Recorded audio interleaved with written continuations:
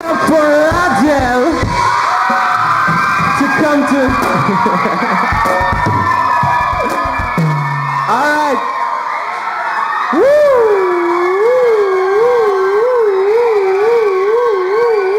All right. He's gonna do a. All right, guys. Settle down. Settle down. All right. Settle down. All right. So he's gonna do a poem for us tonight. All right, some lyrical, spoken word stuff. All right, take it away, Rab. Good night. Before I say what I have to say,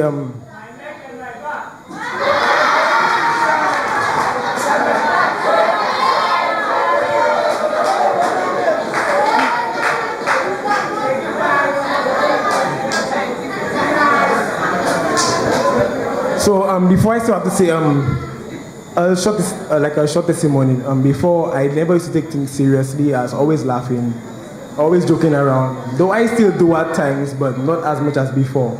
But I wasn't serious about my Christian life as much as now. But I just thank God for His grace and His mercy on my life. And I really appreciate that.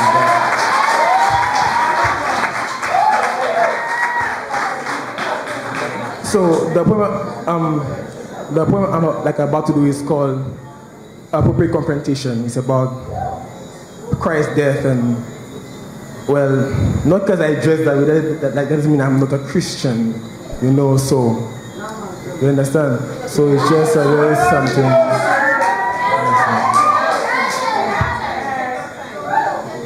Oh yeah, okay.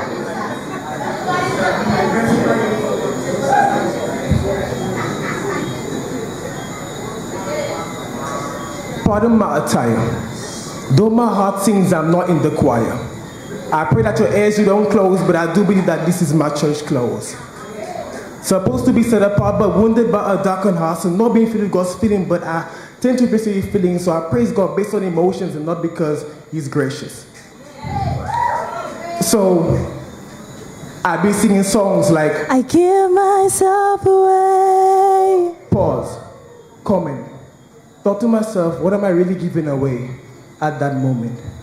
See, you sick, but your heart is far, so pretensive words come out of your lips. It's kind of awkward though, because it happens every time I worship.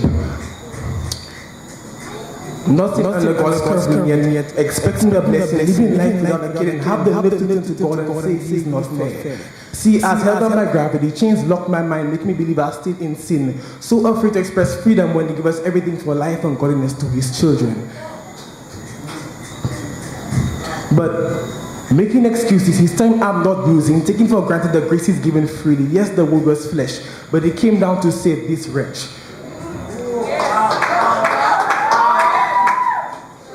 But flashbacks of how the whips lashed out the flesh off His back, bloodshot eyes, arms extended on that cross, unattractive because numerous of sins were placed on Him.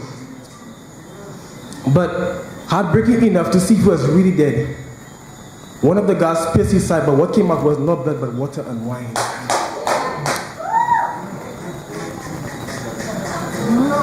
Yeah. But I remembered a young lady saying that, God, you instead if I ask you, God, a subject that's really been brought up, God. I believe that Bible thing is just a facade, and she goes on and she goes on and she pauses and she waits for my response.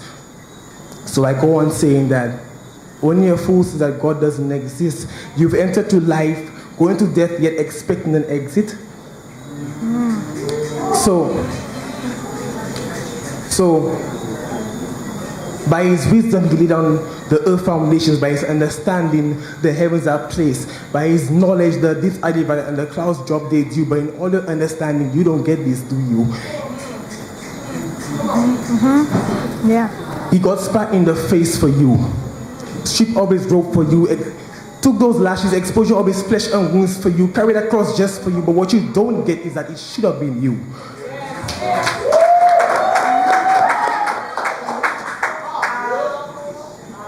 It should have been you. But it's ironic though, because, no, I'm sorry, no, it's redundant. because I'm saying something that you already know. So before you impose your views of what you think is right and just, maybe you should stop and take a look and see what's really wrong with us. Christ took the most unjust punishment, but yet still have us like a ring around his finger like an engagement. Stretch out his arms to you because he wants to marry you. Took you out of the confines of that dark box because we're not supposed to be stored on shelves as the devil's livestock.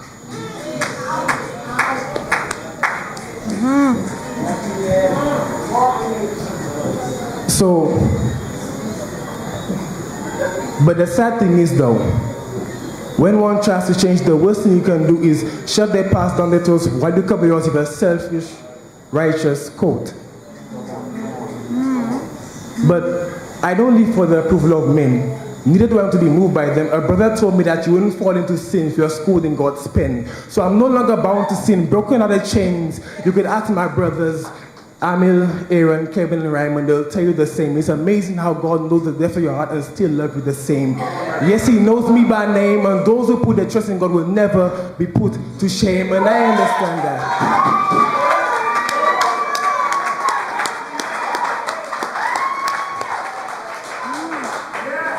I understand that. I thought to put that in a rhyme to understand that common fact.